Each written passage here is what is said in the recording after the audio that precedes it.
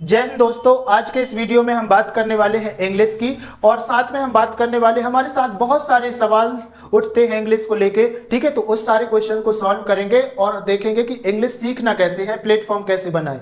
तो जैसे आपके मन में भी ख्याल उठेगा कि भाई इंग्लिश सीखेंगे तो क्या होगा, या इंग्लिश सीखने के बाद हमारे मतलब क्या क्या चेंजेस हो सकते हैं, इंग्लिश का स्कोप क्या हो जाएगा, या बहुत सारी इंग्लिश बेसिकली हमारे साथ प्रॉब्लम ये भी होती है कि हमारे पास एक जोन नहीं है। ठीक है, मतलब हमारे पास इंग्लिश के ऐसे व्यक्ति नहीं है जिससे हम इंग्लिश की प्रैक्टिस कर सके, तो हमारे साथ बहुत सारी प्रॉब्लम्स होती है। तो आज हम आप समझते हैं, सीखते हैं कि इंग्लिश की एक छोटी सी प्रॉब्लम को हम कैसे सॉल्व करके अपने आप को बहुत अच्छा रिप्रेजेंट कर सकते हैं in front of good peoples. ठीक है, तो सबसे पहले हम यहां पे समझते हैं इंग्लिश। ठीक है, ये आपके टॉपिक आज के लिए हमारे पास ये आपका टॉपिक है। तो देखो, इंग्लिश में अगर हम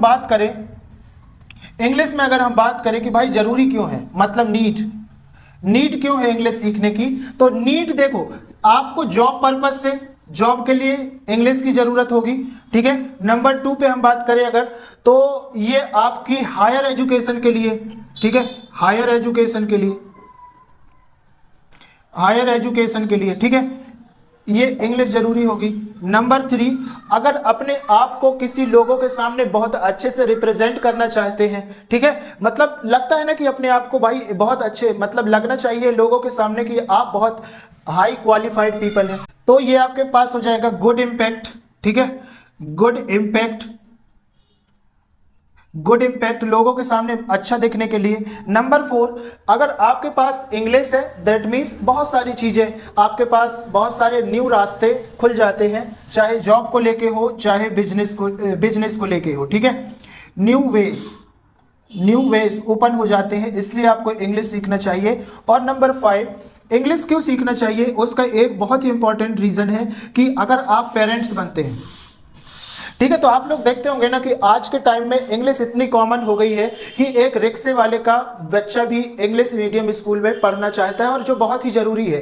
ठीक है, अपने आप को समय के हिसाब से बदलना बहुत ही जरूरी है। तो अब ये समझो कि अगर आपको कम से कम इंग्लिश का नॉलेज नहीं है, तब प्रॉब्लम क्या होगी हमारे साथ। सपोज आपके पड़ोस में या कोई बच्चा आपके पास आता है जो आपको कोई बुक्स वगैरह प्रेफर करता है, या उसके टीचर्स कुछ होमवर्क दिए रहते हैं, ठीक है, तो उसको कैसे सॉल्व करना है ये बच्चे को समझ नहीं आएगा, तो आपके पास आएगा and definitely that work will be in English.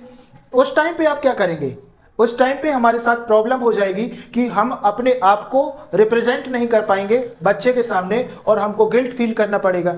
तो उस गिल्ट से दूर होने के लिए भी हमको इंग्लिश सीखना बहुत ही जरूरी है। ठीक है, अब हम दूसरी बात करेंगे, और भी बहुत रीजन है, ये आपके पास बहुत ही कॉमन रीजन है इसलिए हमने यहां पे बात की।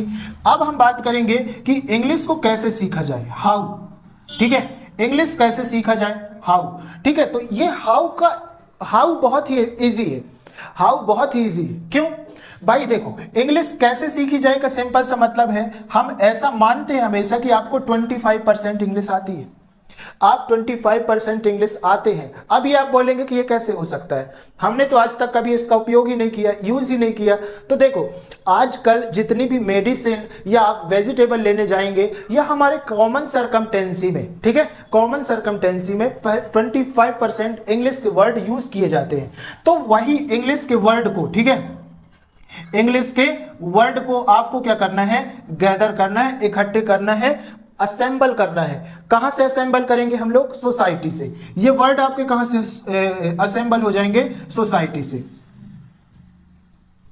ठीक है, सोसाइटी से गैदर हो जाएंगे।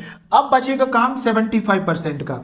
75% आपके पास जो बचा है, इसमें से समझ लो कि आपके पास 50% काम क्या करना है आपको, 50% वर्क आपको करना है स्पीकिंग में। किस पे काम करना है, स्पीकिंग पे। अब आपको प्रॉब्लम होगी, सर स्पीकिंग कैसे करें, हमसे इंग्लिश बनती नहीं, स्पीकिंग कैसे करें। तो भाई देखो, स्पीकिंग के लिए बहुत ही सिंपल तरीका ये है कि जो भी आपके वर्ड है, ठीक है, जो भी आपने वर्ड ये सोसाइटी से उठाया है, उसी वर्ड को आपको बोलना है। ठीक है, जो भी वर्ड, जैसे आप लोग आजकल देखते होंगे ना, वेजिटेबल मार्केट या किसी भी मार्केट जाएंगे, वहां पे बहुत बड़े बड़े पोस्टर लगे रहते हैं और वो पोस्टर में लिखी हुई इंफॉर्मेशन इंग्लिश में होती है। आप मोबाइल चलाते हैं तो मोबाइल की सेटिंग या आपका मोबाइल भी, आप लोग भी मोबाइल तो सोचिए कि इंग्लिश में चलाते हैं, जबकि आपको बनता नहीं है। तो कम से कम एटलीस्ट हमारे घर में, हमारे आसपास जितनी भी इंग्लिश बिखरी पड़ी है वो सभी को इकट्ठा करना है और उसी को बोलना है।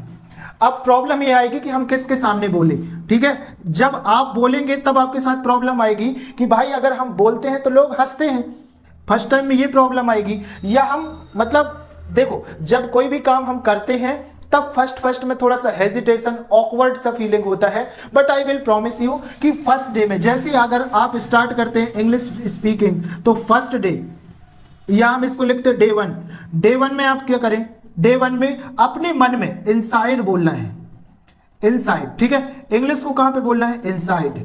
इनसाइड मतलब अपने आप से, ठीक है। इंग्लिश को बोलना है अपने आप से। जैसे आपके पास कोई भी सेंटेंस आपने देखा कि इसको ये बोलते हैं, उसको वो बोलते हैं, उसको वो बोल रहे हैं, मिमिक करना है, लोगों से सुना फिर उसको बोलना है, बोलने की कोशिश करना है, तब आपका इनसाइड स्ट्रांग हो जाएगा, ठीक है। इनसाइड क्या हो जाएगा, आपका स्ट्रांग हो जाएगा। जब इनसाइड आपका स्ट्रांग हो जाएगा तब आपको ये काम धीरे धीरे करते रहना है।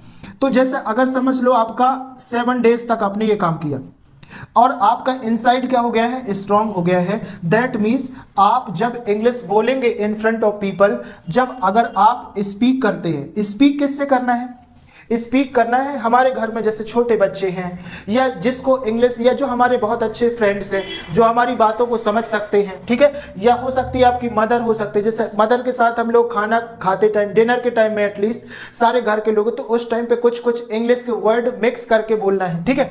तो यहाँ पे जब आप मिक्स करेंगे, वर्ड को क्या करेंगे, मिक्स करेंगे, तो एटलीस्ट आपकी हैबिट में आएगा, ठीक है। मिक्स वर्ड करने से आपको क्या आएगा, हैबिट आएगा, हैबिट आएगा, ठीक है। और हैबिट, किसी ने बोला है ना, habit is second nature of people. अगर आपकी एक बार हैबिट हो गई, एक बार आदत हो गई, दैट मीन्स वो हैबिट आपकी लगातार निकलती रहेगी और आपको स्पीकिंग सेंस बहुत ही आसान हो जाएगा, ठीक है, बहुत ही आसान हो जाएगा। ये तो हुआ 50% वर्क जो आपको करना है, सबसे ज्यादा इंपॉर्टेंट ये है। बट इसके पहले हमारे साथ एक बहुत ही बड़ी प्रॉब्लम होती है कि हम प्रॉब्लम्स पे ज्यादा ध्यान देते हैं, ठीक है, हम सॉल्यूशन पे ध्यान नहीं देते। मैं बोल रहा हूं 50% ये वर्क करना है, आपको ये वर्क करना है, इस पे ज्यादा ध्यान देना है कि भाई हमारे पास जो इंग्लिश का परसेंटेज है वो तो सबसे ज्यादा है और सबसे कम क्या है आपके पास, यहां पे बचा है 25%। 25% जो क्या है पोर्शन आपका ग्रामर वाला है, ग्रामर वाला है, ठीक है, ठीक है। ये वाला जो पोर्शन है इस पे आपको ज्यादा ध्यान नहीं देना है, ओनली बेसिक चीजें, ठीक है, ओनली बेसिक चीजें जो आपको लगता है वो आपको सोसाइटी से भी मिल जाएंगी, बट आपको मतलब एक सिस्टमेटिक तरीके से बोलने के लिए थोड़ा बहुत ग्रामर की जरूरत पड़ेगी, जो कि ऑलरेडी मैंने टेंस का वीडियो बना दिया। ग्रामर में आप लोगों को थोड़ा बहुत टेंस का नॉलेज होना चाहिए, मॉडल्स का नॉलेज होना चाहिए, ठीक है। और क्या हो जाएगा, नाउन तो आपको पता ही होगा, ठीक है, नाउन किसी व्यक्ति वस्तु के नाम को नाउन बोलते हैं, और नाउन के प्लेस पे जो वर्ड यूज किए जाएंगे, और नाउन के प्लेस पे जो वर्ड यूज किए जाएंगे वो हो जाएंगे प्रोनाउन, ठीक है। तो ये जो हमारे पास वर्ड हैं, ये जो प्रोनाउन है, ठीक है, ये प्रोनाउन जैसे होता है ना, ही, सी, इट, आई, वी, यू, दे, तो this is not very difficult task, ये बहुत छोटा सा है, छोटा सा आप लोग प्रैक्टिस करेंगे तो आपको सब बन जाएगा। अगर आपको प्रोनाउन नहीं समझ आता, बिल्कुल भी कुछ नहीं समझ आता, तो ऊपर जो लिंक आ रही है, ठीक है, उस लिंक पे क्लिक करें तो वहां पे सारे प्रोनाउन मिल जाएंगे। मुश्किल से 20 से 25 सेकेंड का वीडियो है, एक बार प्रोनाउन देख लेना है और आपकी सारी प्रॉब्लम्स खत्म हो जाएगी। तो इस तरीके से हमको एक स्पीकिंग का एक प्रॉपर क्राइटेरिया बनाना है और अपने आप को किसी भी तरीके से स्पीक करना है, ठीक है। तो ये बन गई आपकी हैबिट, और थोड़ा बहुत पोर्शन यहां से आपका आ जाएगा।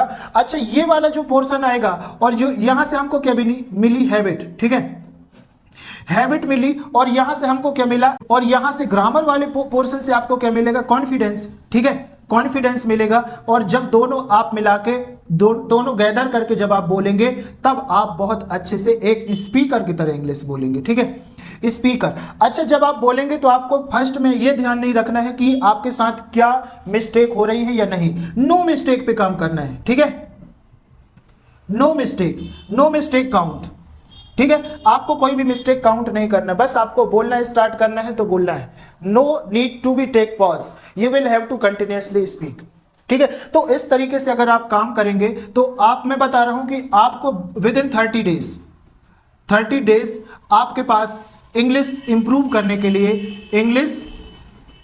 इंग्लिश को बोलने के लिए, ठीक है, बोलने के लिए, इंग्लिश स्पीकिंग के लिए, इंग्लिश स्पीकिंग के लिए 30 डेज इज सफिशिएंट टाइम। आप 30 डेज में बहुत सारा काम कर सकते हैं, बस ये काम करना है और बचेगा। अच्छा, इसमें से आपके काम स्टार्ट हो जाएंगे, पर इसके साथ भी बहुत सारी चीजें, जैसे अगर आपको नेटिव स्पीकर के जैसे बोलना है तो इस पे लगातार आपको काम करना पड़ेगा। और काम करने के लिए आपको चाहिए भाई कोई पर्सन तो मिले जिससे मैं इंग्लिश बोलूं, क्योंकि प्रॉब्लम ये है कि जैसे मैं किसी के सामने इंग्लिश बोलता हूं तो वो मेरे को बोलता है अपनी झाड़ रहा है, या जो हमारे कॉमन वर्ड चलते हैं वो हमको सुनाई देते हैं, ठीक है। तो हमको उनकी परवाह नहीं करना है, थोड़ा सा इतना काम करना है और फिर हमारे पास और भी रास्ते हैं।